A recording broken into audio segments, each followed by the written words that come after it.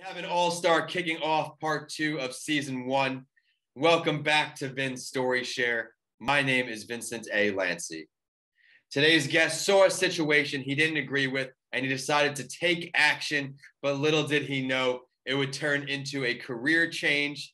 I'm going to bring on today's guest, Robbie Crabtree, to share his story. Robbie, thank you for joining the show. Absolutely thrilled to be here. Thanks so much for having me. Really excited for today.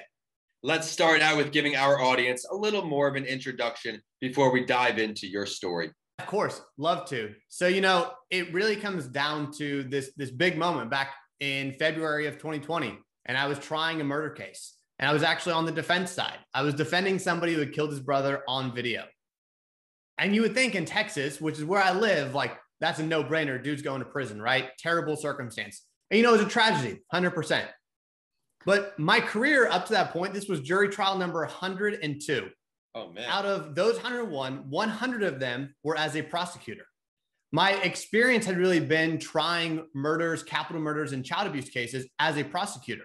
But here I was on the other side. I was on the other side saying this person shouldn't go to prison. Like they were acting in self-defense. And I remember the weight of that moment on me as I drove home at the end of kind of the evidence phase on a Friday evening. And it was my job to give the closing argument on that Monday. And I just kept thinking, man, I can't fail this guy. I can't fail this guy. He takes care of his family, his kids, his parents. He's a good guy, no history. He was in a bad situation and had to do this. And I remember when I delivered that closing argument, and ultimately at the end of that deliberation from the jury, they came back and gave a not guilty verdict on a murder charge. And the prosecution just sat there stunned. And I remember thinking to myself, there's a way that I can change what I'm doing to help more people. Because you see, being a trial lawyer is all about minimizing the risk. And I said, there's got to be a way to start maximizing rewards. Because even though I had helped this client get out of a terrible situation, he still had gone to jail. He still had lost his brother and was going to have to live with that for the rest of his life at his own hands. And he had gone through 2 years of absolute hell, where he had paid tens of thousands, hundreds of thousands of dollars to defend himself. And I was like, that world is not the one I want to live in anymore. Then COVID hit. And when COVID hit, I was like, now there's no more trials because the courts are shut down. What do I do? And that's really when I got into this performative speaking. So performance coaching around speaking, and said, there's a way to start maximizing rewards. So I found a way to get out of this world of like, let's make sure the worst thing doesn't happen and get into a world where I get to now work with people and watch their dreams come true and watch those eyes light up when they actually achieve them. I really enjoyed what you said there. Maximizing reward. I think that can translate to almost everything we do, to look at the bright side instead of dwelling on the negative. But I'd like to talk more about what you're doing now, Robbie. You transformed from a trial attorney to a performance coach. What are two of the biggest differences from those fields? Two of the big differences is when you're a trial lawyer, most people just kind of like trust you. They like do what you say. They see that authority and they do it. But most of the work I'm doing now as a coach is with very highly polished, very ambitious, very driven, very successful professionals, entrepreneurs, and founders. They don't always like to be told what to do, and they push back a lot. So that old authority that I used to be very comfortable having now gets pushed back on. So that obviously is challenging. But the other thing too, I think that really changed for me is part of my role is not to tell somebody how to do something. It's that old saying, right? I don't want to give a man a fish. I want to teach them how to fish. And sometimes when you're working as a coach, as a consultant, working with these individuals, they just want to be told, well, what should I do?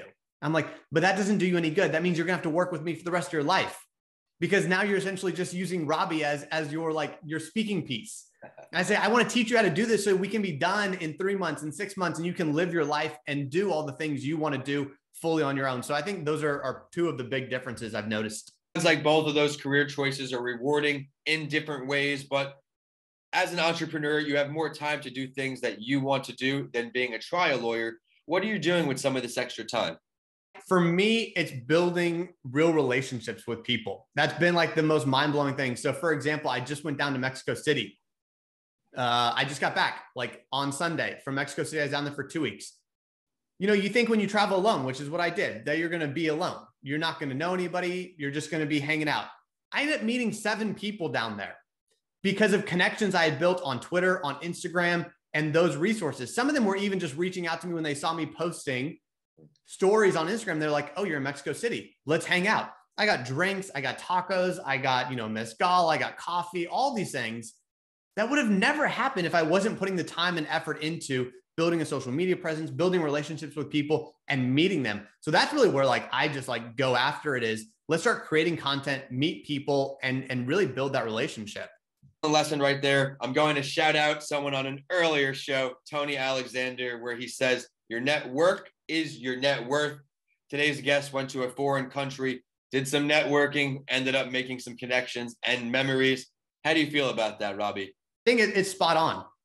You just never know what's going to happen. I think this is the problem we have these days is too many people treat conversations like throwaways. And I think you should treat conversations like treasures. And I think we should all be playing this idea of a positive sum game, a rising tide lifts all boats. If I help somebody, it's not because I'm trying to do it for a transaction. It's because it's the right thing to do. And you know what? I believe that what you put out there, what you manifest, the things that you do with the karma you're putting out there comes back to you tenfold. So it's not a transaction, but you get it back if you're willing to help people. And so when you travel and build that network, it's amazing the opportunities that come your way. I agree with you more there. And as we're winding down, I would like to take a moment and talk about some work you're completing. Before the episode, I learned Robbie is writing a book, maybe a preview to a future episode on my other show, Writing with Authors, right here, right now. Robbie, tell us more about it. I believe that life is all about sales. Everything is selling. I think that we live in the age of persuasion and not the information age. As a result, I'm writing a book called Sell Yourself. And it is around the lessons that I learned as a trial lawyer and the ways to utilize that in selling yourself, selling your vision, selling your business, whatever it is, so that you can actually connect to your audience and do it in an ethical way. Because I believe that when we have value to deliver to people, we have a duty and an obligation to sell to them, to help them. And that's what it really boils down to. You're a great person. It's great to see that type of character. Would you mind now, please, taking the time to share with our audience how they can stop by and say hello? If you want to get in touch with me, there's a couple ways. So I'm on Twitter. That handle is @RobbieCrab. If you want to get in touch with me on Instagram, that's @the_Robbie_Crab, because someone took Robbie Crab before me on Instagram.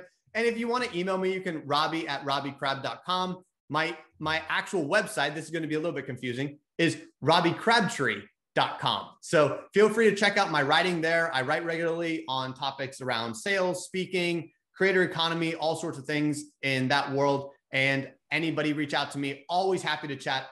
Like I said, I love meeting new people. I love talking to people. If you want to work together, great. If you just want to build a relationship, that's great too. That's what we're here for. I appreciate such an honest and unique testimonial. One of my main goals with this show is to make sure I hold myself accountable for delivering unique testimonial after testimonial, week in and week out. Stay tuned for a great show next week as we go from Texas to Denver, Colorado to sit down with Evan Pulliam.